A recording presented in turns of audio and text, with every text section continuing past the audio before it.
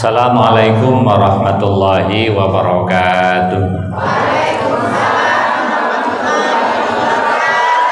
Alhamdulillahirabbil alamin, assalatu wassalamu ala asyrofil anbiya'i wal mursalin wa ala alihi washabihi ajma'in, amma ba'du. Saya dalam setiap memberikan tausiah pembinaan keluarga selalu apa yang terjadi di lapangan. Hari ini materinya adalah menantu jadi ratu, mertua jadi pembantu. Bisa paham ya materi ini ya? Jadi menantu jadi ratu, mertua jadi pembantu. Ini yang menjadi persoalan rumah tangga itu dunia zaman now, itu masalah yang terjadi. Jadi mertua yang puntang-panting urus rumah, urus cucu, ini menantu asik selpang. Mertua ini nak marah dengan penantu, nanti merajuk pula bagaimana anak, akhirnya makan hati dia. Mudah-mudahan tidak ada di sini tentunya. Khusus ibu-ibu, saya melihat ibu-ibu yang sudah banyak, yang sudah punya menantu ini, tapi bukan di sini, ini wajah-wajah tersiksa semuanya oleh kerjaan menantu. Oke, sabar Bu ya. Oke, pertama, bagaimana sebaiknya sebagai suami dulu. Kalau tidak ada laki-laki, tentu saya tak akan menyampaikan sebagai laki-laki, karena sebagai laki-laki. Untuk para suami pahami, ibu kita itu adalah raja, bukan istri kita yang ratu itu. Ketika kita melahirkan istri kita ya, kebiasaan kita sebagai anak manggil orang tua bukan untuk memberikan support supaya lahirnya enak, lahirnya normal, supaya fresh, tidak ada rasa cemas. Tapi orang tua sengaja didatangkan dari kampung untuk jadi pembantu. Ini keliru kita sebagai anak. Ibu, bapak sudah capek membesarkan kita. Ibu mulai dari dalam kandungan 9 bulan lebih membiayai kita, menikahkan kita, bahkan habis puluhan juta. Kita pun punya bini hamil, nak melahirkan, emak bapak pula yang direpotkan. Sampai kapan orang tua itu istirahat? Jadi kalau kita nak manggil orang tua kita di kampung, satu, niatnya sekedar untuk jadi pembantu, jangan, dosa kita sebagai anak. Tapi kalau sekedar untuk memberikan support, kan beda tuh. Kita melahirkan ya, ada orang tua itu beda, ada yang dituakan. Tapi jangan dia yang dibuat repot. Lalu kan istri saya sedang melahirkan Pak, istri saya baru saja melahirkan Pak, mana mungkin dia bisa masak, mana mungkin dia bisa ngurus bayi, dia kan dalam kondisi sakit. Ya jangan pula nyuruh orang tua. Lalu siapa? Ya suami yang harusnya melaksanakan tugas yang semestinya jadi istri. Betul apa tidak Bu? Maka di sini seorang suami harus bisa masak, bisa nyuci, bisa segala macam. Karena untuk bapak-bapak ketahui, menurut hukum agama, Bapak ya, tolong pahami Pak, menurut hukum agama, kewajiban istri ini hanya 2 tok. 1, menyusuin anak, yang kedua melayani seks suami. Selain itu suami, tidak ada kewajiban istri itu Pak. Nyuci suami, nyapu suami, ngepel suami, masak suami, nyetrika suami. Ini kalau cerita hukum agama, nggak ada kewajiban istri. Makanya kalau di Saudi, Pak, di Arab Saudi itu ya, setiap rumah pasti ada pembantu, karena untuk menggugurkan suami supaya tidak berdosa karena tidak bisa cuci, tidak mau nyetrika segala macam, diambilkan orang lain sebagai pembantu untuk menggugurkan kewajiban suami. Kan begitu, Pak, kalau cerita hukum agama. Oh, ibu-ibu senang kali ini.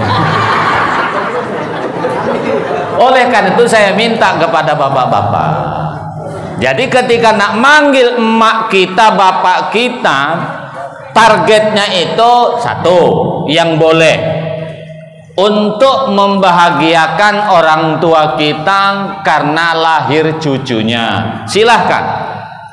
Karena orang tua itu, Bu, apalagi cucu pertama, ya Allah, Bu, bahagianya luar biasa. Tapi bahagia itu tak lama juga, habis itu pun pening juga dia. Satu, targetnya itu silahkan. Yang kedua, untuk memberikan motivasi, minimal ya mirip mandor lah. Orang tua kita tuh ngasih tahu, misalnya nih, istri baru 3 hari nek cari wong Jawa babaran atau baru melahirkan. Mak, cara mandikan adik ini bagaimana, Mak? Nah, Mama ngasih tahu, gini caranya, Nak. Silahkan saja. Tapi jangan sampai orang tua kita atau mertua kita yang dijadikan pembantu, karena nggak boleh. Ibu bapak yang berbahagia, jadi suami kita siapapun, ayo yang belum bisa masak, latihan masak. Yang belum terbiasa nyapu, ayo kita nyapu. Yang belum bisa apapun urusan dapur, ayo kita latihan. Siapa tahu istri kita nanti jatuh sakit, kan suami juga yang harus melaksanakan itu. Ya, itu sebagai suami. Sebagai istri, orang tua kita itu 3, Bapak Ibu. Yang pertama, yang melahirkan kita. Yang kedua, orang tua pasangan kita, itu mertua, itu orang tua kita tuh. Yang ketiga adalah guru kita. Jadi jangan pernah membedakan antara mertua dengan orang tua, sama derajatnya. Benci dengan mertua sama besarnya dosa benci dengan orang tua kita. Sebagai menantu, kita mendapatkan suami ini sudah ketemu jadi. Sebagai suami, kita mendapatkan istri ini sudah ketemu beres. Tidak ikut menyekolahkan, tidak ikut membiayainya, tidak ikut mengobatinya ke rumah sakit ketika belum menjadi istri kita. Nikah dengan kita, istri kita atau suami kita dalam keadaan sehat walafiat, artinya sudah jadi. Maka sebagai tanda kita bersyukur kepada Allah Subhanahu wa Ta'ala dan berterima kasih kepada orang tua atau mertua kita, satu, jangan sakiti pasangan kita, karena itu menyakiti hati orang tuanya. Yang kedua, jangan jadikan beban orang tua kita atau mertua kita. Salah satu penyebab utama mengapa istri itu banyak jadi ratu, mertua jadi pembantu. Yang pertama, karena pendidikan dulu. Zaman kita kecil dulu, anak-anak sudah bisa masak, bisa nyuci, bisa nyetrika, bisa segala macam. Lo anak hari ini tidak, nggak bisa ngapa-ngapain. Jadi karena pendidikan. waktu sebelum nikah. Kadang masak supermi pun bosong dia.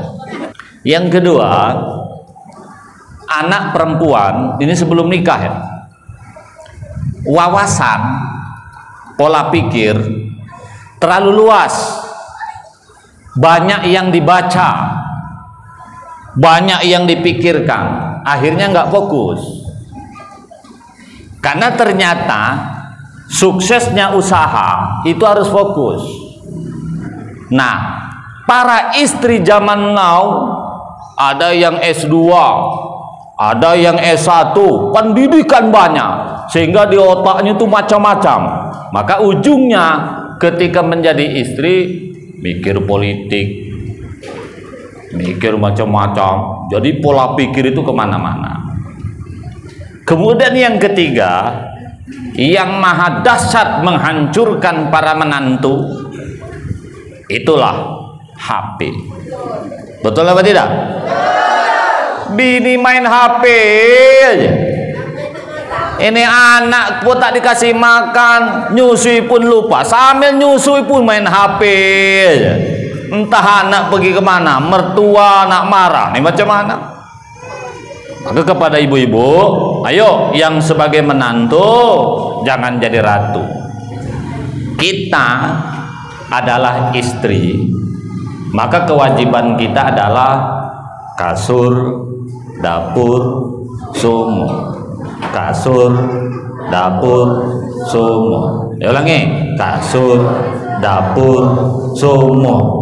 Bukan selpang, selpong, selpang, selpong, kulu kiri, kulu kilir, macam gosok. Ibu, Bu, sebagai istri, fokus urus rumah, urus anak, urus suami. Kita ulangi, urus rumah, urus anak, urus suami. Maka saya berharap supaya ibu tidak menjadi ratu. Satu, ibu kalau menjadi anggota majelis taklim atau apapun, jangan terlalu banyak, supaya ibu bisa fokus. Satu, urus rumah, urus urus suami. Taklim ini menurut saya paling hebat 2 aja lah. Prinsipnya seminggu sekali. Ini kadang 10 majelis taklim diikuti pula. Ibu mau cari apa? Kolo kiri, kolo kiri, kolo kiri tiap hari macam gosokan, dapat duit juga tidak. Majelis taklim yang wajib diikuti, untuk kita pahami ya, yang wajib diikuti yang ada di lingkungan kita. Jangan sampai yang di Jawa datang di sini tidak, itu salah.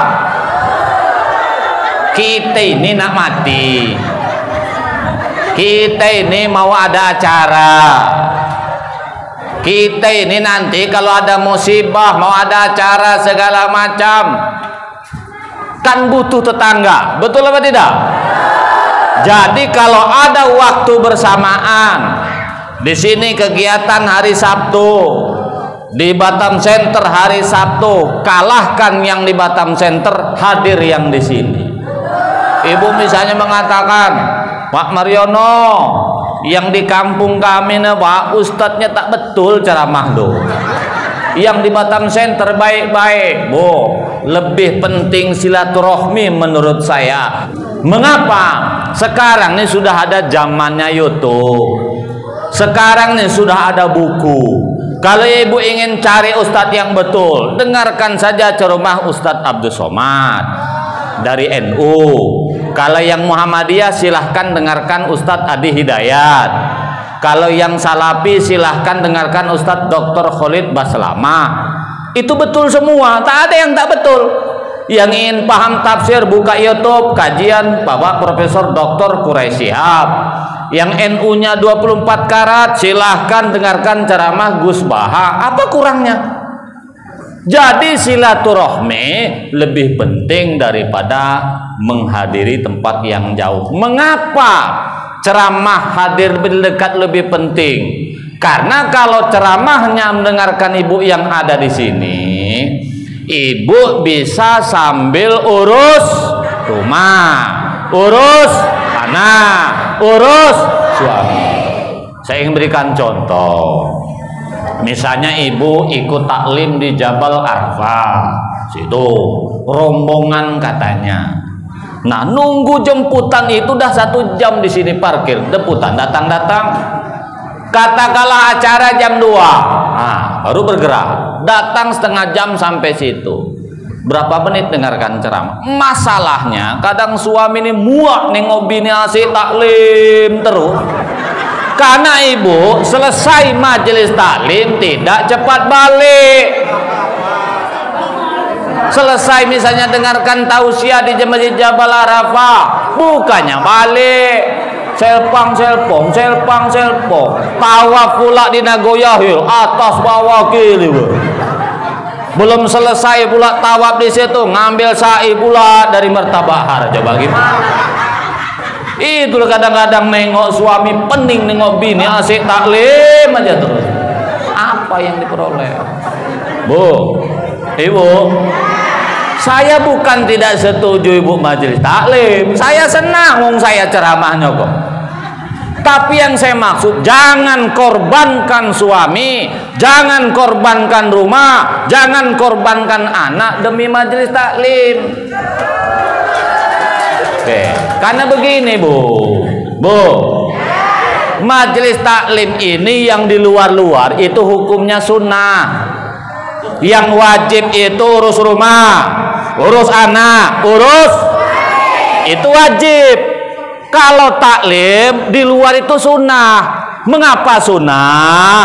Bu ya, kalau ibu anak sudah tuntas, suami sudah tuntas, rumah sudah tuntas, silahkan, tapi tetap izin.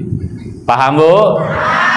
Tapi kalau 1 tahun sekali ke Jabal Arafah silahkan saja. Ini tidak tiap minggu. Belum puas majelis taklim, lah lomba masak pula. Belum puas lomba masak, lah lomba kompang pula. Macam betul. Ya Allah, apa yang dicari? Belum puas lah hadroh pula. Bu, misalnya ibu lomba kompang di Keprimo, pangtung juara 1. Misal, dapat apa sih? Dapat apa? Paling-paling ibu dapat piala. Bu ya, nanti pun piala setelah dapat ribut. Ini piala ditaruh di rumah siapa? Lebih kelahi pula bersama kita. Kalau anak kita hancur gara-gara narkoba, rumah kita tidak terurus, akhirnya suami benci dengan istrinya, kan ibu yang salah. Betul apa tidak? Ibu harus ingat, anak kita ini sekarang banyak rusak gara-gara ngelem, gara-gara ngobat, distro, antalgin, segala macam. Rumah nggak terurus, suami ibu lama-lama diambil pelakor jahanam itu lagi. Gara-gara suami ibu tidak urus. Paham tidak bu? Paham tidak? Apalagi di rumah ibu ada mertua.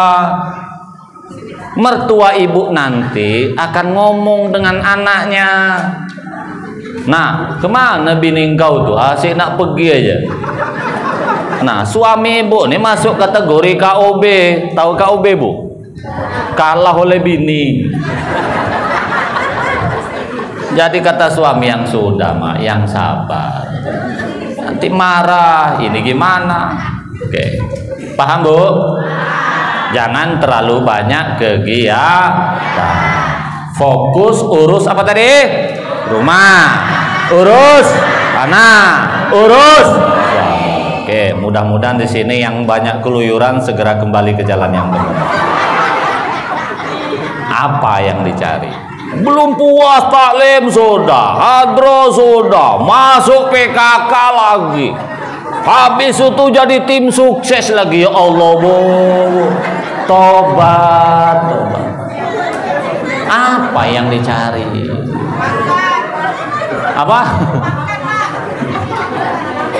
Bu, ibu, kalau ibu punya dana terbatas, saya ulang ibu ya, kalau duit dikit, fokus nabung, urus anak, ndak usah banyak kulu-kili, termasuk jadi caleg, ndak usah. Kalau perempuan mau ngapain coba? Karena istri yang hebat bukan yang jadi pejabat, bukan yang jadi pejabat. Kalau ibu nak jadi caleg, ikuti ilmunya Pak Rohaizat ini dengan Pak Raden. Macam mana caranya? Satu, yang pasti modal. Kalau duit cuma 50 juta, maju bacem betul aja. Jadi tidak, anak ndak terurus, rumah ndak terurus, suami diambil setan. Paham tak, Bu? Paham tidak? Sudahlah, fokus saja urus rumah. Yang jadi pejabat cukup bapak-bapak ini saja. Kalau ibu punya cita-cita, Pak Mariono, kalau saya jadi anggota DPR, Pak, sebagai ibu-ibu, nanti semua warga Tanjung Uma aku belikan kompang semua. Iya kalau jadi, kalau tidak, nanti kalau saya terpilih demi perempuan aku nak maju. Iya, modal ibu tuh apa? Paham, Bu? Lebih bagus ibu berikan suara itu kepada perwakilan yang sudah 99% duduk. Tapi adakan perjanjian supaya tidak kena PHP terus. Itu saja menurut saya. Daripada ibu maju, duit habis, jadi tidak, anak tidak terurus, rumah tidak terurus, suami hilang. Paham, Bu? Paham tidak? Oke. Saya ini harus tegas-tegas saja dengan ibu-ibu ini. Bu ya, jangan terlalu banyak kesibukan. Oke. Kemudian jangan terlalu banyak main HP. Jangan terlalu banyak main HP. Begini, Bu. Bu, menurut ilmu kesehatan, anak usia 0 sampai 3 tahun tak boleh megang HP sedikit pun. Karena di dalam HP itu ada yang namanya radiasi. Bu, ketika paket internet masih hidup, ini ada yang namanya radiasi. Jaraknya 1 meter, 3 meter. Radiasi itu 3 meter di kepala kita. Makanya anak 0 sampai 3 tahun tak boleh main HP. Kalau anak 3 sampai 7 tahun boleh megang HP 1 jam, tapi harus ada jeda. Nggak boleh sekaligus. Sehari 1 jam maksimal, tapi nggak boleh sekaligus, harus ada ganti-ganti gitu. Anak 7 sampai 17 tahun, oh ya, boleh main HP maksimal 2 jam, jangan lewat dari 2 jam. Ya. Anak 17 tahun sampai mati, nah macam kita-kita itu boleh maksimal 3 jam. Maksudnya berarti kalau menurut ilmu kesehatan, seperti ibu-ibu ini main HP itu paling banyak berapa jam? Paling banyak berapa jam? 3 jam. Kalau ibu main HP, pastikan jangan sedang ada suami di rumah. Jangan sedang ada mertua di rumah. Jangan sedang ada orang tua atau mertua kita. Mengapa? Takut hatinya tersiksa. Bu, ibu, suami ibu ini pening juga nengok bini asik main HP terus. Sama juga peningnya ibu nengok suami main HP terus. Betul tidak, Bu? Jadi sebenarnya sama. Ibu nengok suami megang HP, bini pun tak pernah dipegang. Main HP tuh, itu ibu pusing. Sama juga dengan kami laki-laki itu pening juga nengok bini main HP terus. Kenapa suami pening? Karena banyak pekerjaan tidak terurus. Kenapa kadang suami tak marah, bini main HP terus? Karena suami pun main HP juga. Jadi sama-sama punya kartu mati, ya ini diam aja, tapi hati sakit. Bu, ibu, ingin disayang suami apa tidak? Ingin disayang suami apa tidak? Jangan jadi jangan jadi Bu, ibu, supaya disayang suami, dua saja modal para istri, tak lebih. Satu, ibu punya perangai atau akhlak yang baik. Akhlak yang baik ini satu, ngomongnya lembut. Nah, senang bu laki-laki tuh kalau punya bini ngomong lembut. Kalau filosofi Jawa, ketika istri dipanggil biasanya kan bu, dalam, ada yang Jawa sini ada? Nah, dalam tuh apa? Makanya mulutnya langsung dikunci terakhir. Dalam. Jadi jangan cerewet kali. Bu ya. Perangai, akhlak, ngomongnya santun.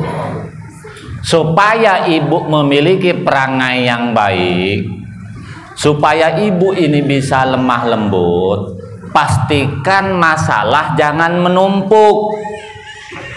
Masalah jangan menumpuk tuh maksud saya waktu nyetrika cepat nyetrika, ada barang kotor cepat bersihkan, jangan ditunda akhirnya numpuk. Kok ketika nanti nyetrika belum, ngepel belum, masak belum, anak datang pula kotor, bang, meledak ibu. Kedengaran suami, pening suami. Kenapa ibu tak nyetrika, tak ngepel, tak masak? Ya tadi asik kulu kiri, taklim sana, kompang sini, lah melok caleg sana, caleg sini, dapat duit juga tidak. Ujungnya rumah berantakan. Makanya bu, hampir setiap bini yang marah aja kerjanya, yang mukanya masam terus, dipastikan istri itu yang banyak sibuk atau pura-pura sibuk. Paham ibu? Paham ibu? Supaya ibu tenang, bu ya, tuntaskan masalah secara bertahap, bu. Yang kedua, yang diinginkan suami pada istri selain akhlak yang baik, ibu tetap cantik,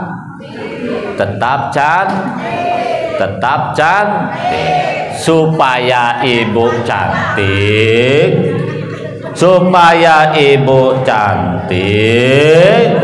satu, jaga pola makan.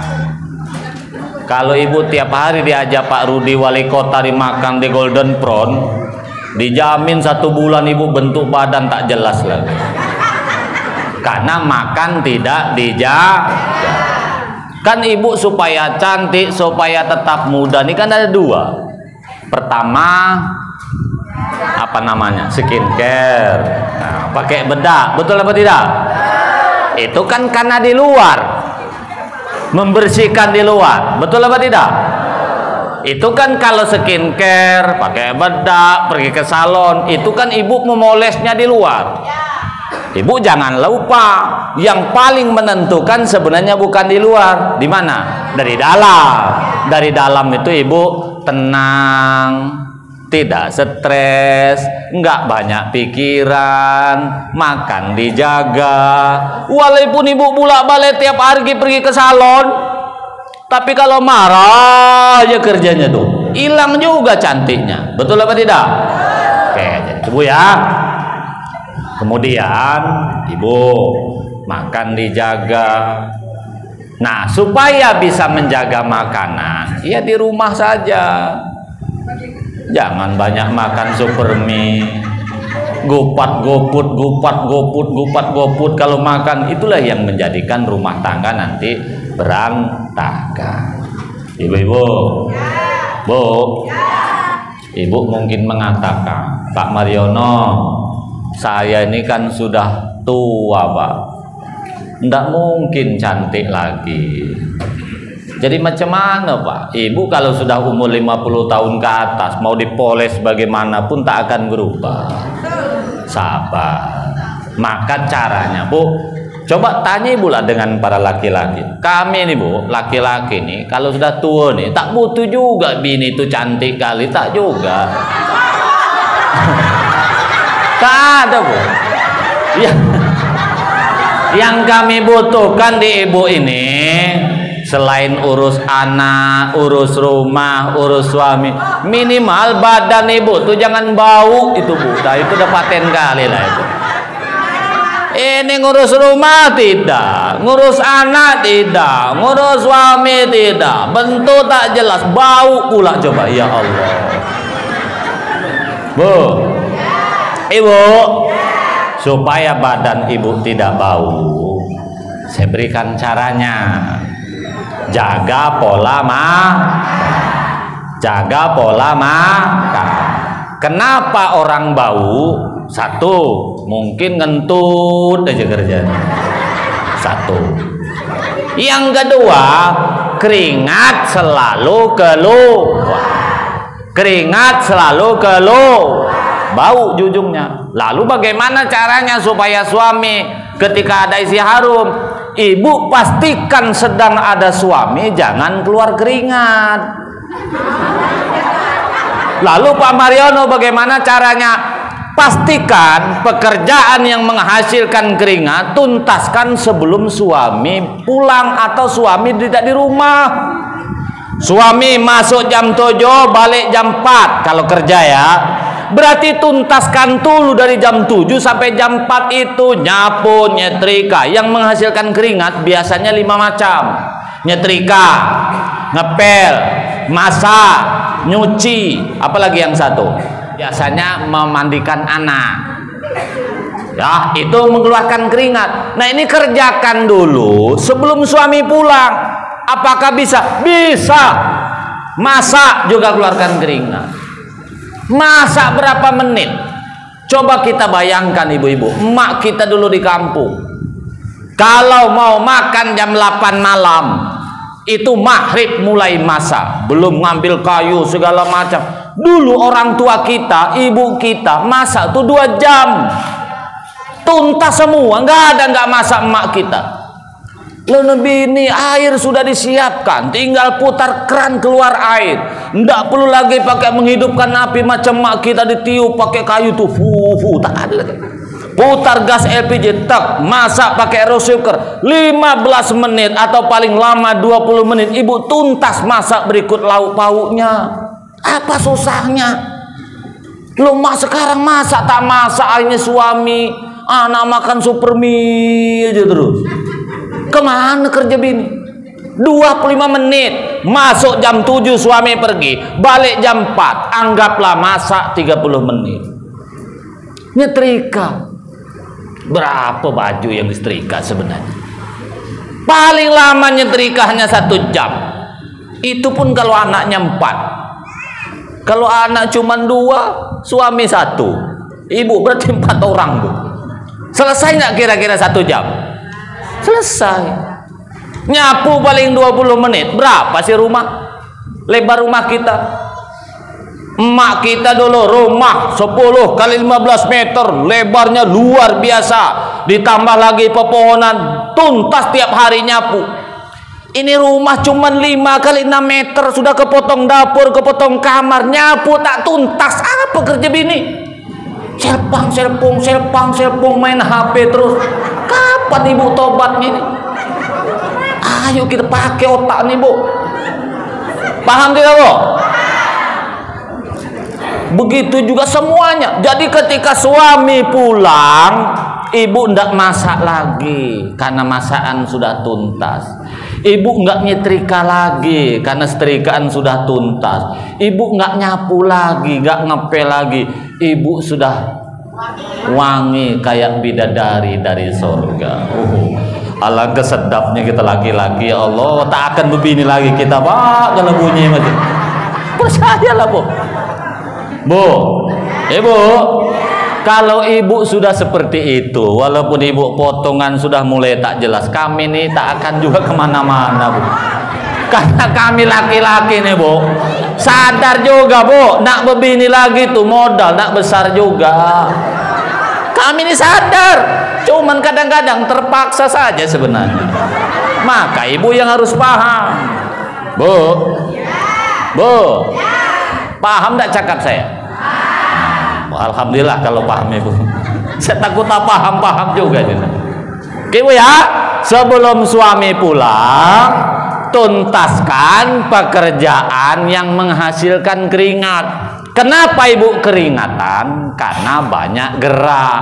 Makanya sering saya sampaikan, kalau ibu nak pergi ke majelis taklim di luar, katakanlah di Batam Center, ibu kira-kira suami ini pulangnya jam berapa? Oh, suami pulang jam 4. Ibu perkirakan, suami saya ini pulangnya jam 4, saya taklim pulang jam berapa? Ibu perkirakan. Kalau kira-kira pulang 5 jam. Karena siapapun, Bu, kalau keluar keringat, ibu walaupun pakai bedak paling mahal sekalipun, tetap akan bau. Nah, caranya, Bu, kalau memang terpaksa keluar, sebelum sampai ke rumah ibu mandi dulu di luar, sehingga begitu suaminya pulang atau ada di rumah, ibu sudah wangi. Bu, ibu percaya nggak ibu suka dengan istri yang harum? Percaya nggak? Percaya. Beda, Bu, kami laki-laki ini ketika nengok perempuan atau istri harum, ya Allah, Bu, maknya. Nah, itu berbeda dengan laki perempuan. Kalau perempuan dengan laki-laki bukan harumnya, tapi duitnya. Beda, Pak. Walaupun suami ini misalnya bau, kerja kotor-kotor, balik pendapatannya jelas, duitnya jelas, isi tak mempermasalahkan. Betul apa tidak? Bini tak terlalu penting suami itu kerja apa. Mungut sampah ndak masalah, tukang ndak masalah, yang penting duitnya lancar. Loh, berbeda dengan kami, Bu. Kalau laki-laki beda, Pak. Ya, walaupun isi bedaknya mahal, pakaiannya mahal-mahal, kalau bau, untuk apa? Karena bagi laki-laki itu yang penting tidak bau. Yang terakhir, ya, bagaimana supaya anak kita yang perempuan suatu saat tidak menjadi ratu? Bu, Ibu, coba angkat tangan yang punya anak perempuan. Oh, banyak ya. Dah, syukur. Kalau ibu punya anak perempuan, ingat, Bu, perempuan itu desainnya diciptakan Allah untuk menjadi seorang istri. Pastikan anak sebelum tamat SD, saya ulangi, Bu, ya, sebelum tamat SD sudah bisa masak. Kelas 4 sampai kelas 6 lah ya, 5-6, 2 tahun lah. 5-6 berarti umur berapa itu? 11-12 ya.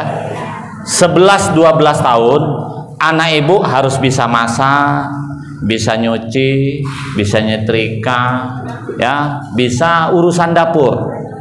Walaupun dia tidak tahu 100%, maka anak perempuan yang seusia 11-12 tahun wajib mengikuti ibunya. Waktu masak dia ikut masak, waktu nyetrika bantu nyetrika, waktu ngepel bantu ngepel. Pokoknya urusan rumah anak kita harus tahu. Ibu bayangkan, kalau tamat SMP anak kita itu sudah banyak main HP dan susah dikendalikan. Ketika anak ibu sudah main HP terus susah dikendalikan, juga otomatis susah ngajari anak masak. Enggak apa-apa, yang penting anak bisa masak, bisa nyuci, bisa nyetrika, urusan dapur sudah paham ketika SD, nanti SMP tidak bisa lagi, enggak apa-apa. Yang penting nanti ketika dia nikah, waktu SD dulu saya sudah tahu. Gitu, modali dulu dari SD. Kalau sudah SMP agak susah, apalagi sekarang, Bu. Sekolah hari ini, Bu, membuat pusing orang tua. Masuk jam 7, balik menjelang asar. Guru pula kadang kelewatan ngasih PR pula. Coba Ibu bayangkan. Saya kadang-kadang ada guru sini. Ada. Saya kadang-kadang teman-teman guru dulu ya.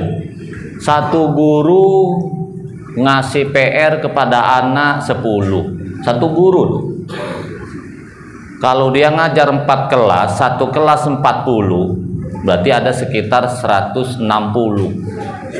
Betul tak dikoreksi itu kira-kira oleh guru? Guru pun main HP juga. Coba ya. Saya terbayang juga, Pak. Satu anak 10 soal. Ini kan dikerjakan di rumah ceritanya. Karena guru hari ini memang kejar target, karena diperintah juga untuk sertifikasi itu. Serba sulit memang. Satu guru 10 nih anak kali 160. Berarti ada 1600 yang harus dikoreksi. Betul tak dikoreksi oleh guru tuh? Mana ada ya? Paling cuma ditengok nama bagus tak nama tuh, ponten aja kan. Itu yang membuat anak kita sekarang kalang kabut. Ibu ketika SMP, nak masak, aku PR mama. Lada lagi alasan tidak masak. Nak nyapu, aku ada tugas mama. Nah, ambilkan pakaianmu, aku tugas besok mama. Masa mama ini tak paham sih, lah dibantahnya pula kita. Dia nggak sadar kalau sudah nikah nanti nggak ada lagi gunanya matematika, tak ada gunanya lagi bahasa Inggris. Betul apa tidak? Yang dibutuhkan suami ini bisa masak, bisa nyuci, bisa nyetrika. Bu, paham tidak? Ibu wajib bisa anak sampai SD, karena hanya SD lah yang gurunya tidak banyak ngasih PR. Ibu nak bantah pemerintah, ya sudah terima aja, nak kita tolak anak nih macam mana, nanti tak naik kelas pula. Lah pening juga ibu kena panggil guru kan? Betul tidak? Apalagi tren anak sekarang tamat SD dimasukkan pondok pesantren, dimasukkan rumah tahfiz.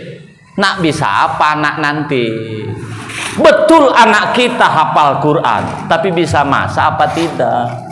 Zaman kita dulu, zaman saya dulu masuk pondok pesantren, nyuci sendiri, masak setrin sendiri. Betul apa tidak? Lo anak kita masak dimasakkan, nyetrika disetrikakan, semua serba gratis, serba laundry segala macam. Betul apa tidak? Emaknya pula seminggu sekali masuk pondok pesantren, ya Allah sibuk pula bawa pakaian, ya Allah. Nanti anak kita kuliah, ya di Jogja atau di mana, ketemu jodohnya, balik ke rumahnya, nak nikah, sudah bisa belum masak supermi anak itu? Sudah bisa belum tuh anak nyapu? Sudah bisa belum tuh anak nyetrika? Nah makanya ibu, kalau anak tidak pernah bisa masak, tak nyapu segala macam, jangan nikahkan dulu sebelum tahu urusan dapur. Karena hari ini bu, banyak suami menuntut cerai bu ya, karena istri nggak bisa ngapa-ngapain. Ujungnya karena anak kita tak bisa masak, tak bisa nyapu, tak bisa segala macam, nanti nikah. Memang betul kalau suami ibu, maaf, kalau ibu dapat menantu laki-laki itu yang kaya raya, makan semua disiapkan, gupat goput, itu pun sampai kapan? Kalau kebetulan nasib menantu kita orang biasa-biasa, berarti istri harus masak. Ujung-ujungnya Bu, kalau anak kita nggak bisa apa-apa, sudah mulai mules perut nih, nanti nak melahirkan, mulai ngomong dengan suami, ya, atau Pak, panggillah mama di kampung nih, nanti aku nak melahirkan, siapa yang ngurus adek? Nah, kan? Balik ke mertua lagi, betul apa tidak? Maka Bu, Ibu, anak sudah bisa masak? Anak sudah bisa masak? Ada 5 Bu ya. Masak, ngepel, nyetrika, nyuci. Yang paling penting Bu ya, bagaimana caranya bergaul dengan tetangga. Oke, terakhir, sebelum ibu menikahkan anak laki-laki ya, kalau tadi kan anak perempuan, kalau ibu dapat menantu perempuan, Bu, Ibu bilang dengan calon menantunya, panggil ke rumah, ajak ke rumah kita, serakan di rumah itu piring kotor. Apa reaksinya? Kalau dia masih main HP aja terus, bilang dengan anak kita, nah itu ndak cocok jadi menantu ibu, cari aja yang lain. Karena tersiksa Bu anak kita nanti. Anak kita itu yang saya maksud anak ibu yang laki-laki ya. Ini kan dapatkan anak menantu perempuan nih ceritanya. Ajak ke rumah, ibu sengaja piring tuh serakan, ajak ke dapur. Nah, apa reaksi dia? Kalau misalnya diajak ke dapur, mak kok banyak piring kotor, aku cuci ya mak. Iya nak, silahkan aja nak. Nah, ketika ibu punya calon menantu, mau nyapu, mau nyetrika, mau nyuci segala macam, oh ya Allah Bu, bersyukur ibu sebagai calon mertua Bu ya. Itu satu, ilmunya begitu Bu.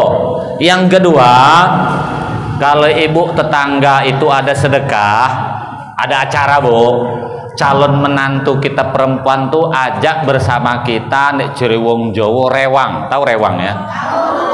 Ya, membantu. Apa reaksi calon menantu kita tuh? Dia maukah mau cuci? Maukah masak? Kalau asik main HP, ya sudahlah, berhentilah. Setiap datang ke rumah kita, anak kita laki-laki main HP lagi, sudahlah, bilang dengan anak kita laki-laki, nah itu bukan calon istrimu yang tepat, cari yang lain. Dunia tidak selebar daun kolor. Berani dah ibu ngomong itu nana?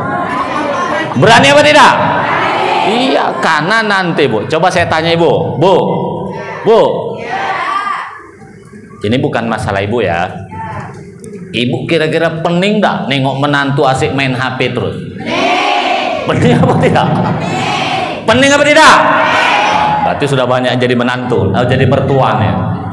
Coba ibu bayangkan, kalau anak ibu yang perempuan nikah dengan laki-laki Bu ya, yang menantu kita itu nanti tak baik seperti itu. Pening apa tidak? Akhirnya saya simpulkan, sebagai laki-laki, ayo kita jangan jadikan orang tua kita jadi pembantu. Satu, supaya orang tua kita jadi pembantu, ajari istri kita melaksanakan tugas sehari-hari.